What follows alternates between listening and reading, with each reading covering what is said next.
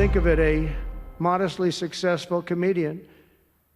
President Zelensky talked the United States of America into spending $350 billion to go into a war that basically couldn't be won, that never had to start and never would have started if I was president, not even a chance, and it didn't start for 4 years. He refuses to have elections, is low in the real Ukrainian polls. I mean, how can you be high with every city is being demolished?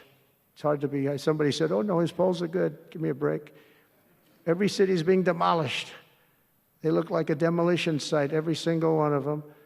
And the only thing he was really good at was playing Joe Biden like a fiddle. He played him like a fiddle. That's an expression we use, Yasser, to say that he's pretty easy.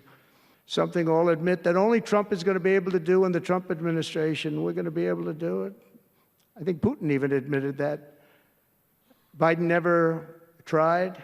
Europe has failed to bring peace, and Zelensky probably maybe he wants to keep the gravy train going. I don't know what's the problem, but he hasn't been able. He's very upset that he wasn't invited. He could have come if he wanted to, but that he wasn't invited to Saudi Arabia. But he's been working for 3 years. There's never been even meetings or phone calls to stop this war. It's a horrible thing. I love Ukraine, but Zelensky has done a terrible job. His country is shattered, and millions of people have unnecessarily died. And you can't bring a war to an end if you don't talk to both sides. You got to talk. They haven't been talking for 3 years.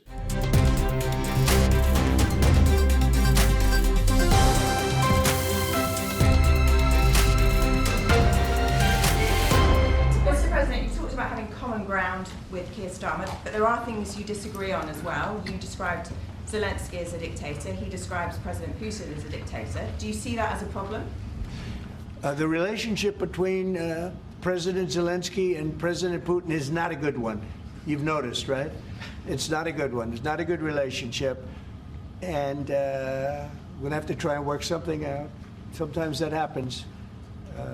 I get along with both. I have a very good relationship with President Putin. I think I have a very good relationship with President Zelensky. And now we're doing the deal, and we're going to be in there. We're going to be actually in there and digging our hearts out. And hopefully, we need the rare earth, and we have some here, but we don't have enough.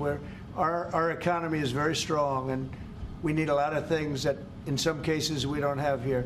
So I think we're going to have a very good relationship, but the relationship between them is not the best. Mr. President, do you still think that Mr. Zelensky is a dictator?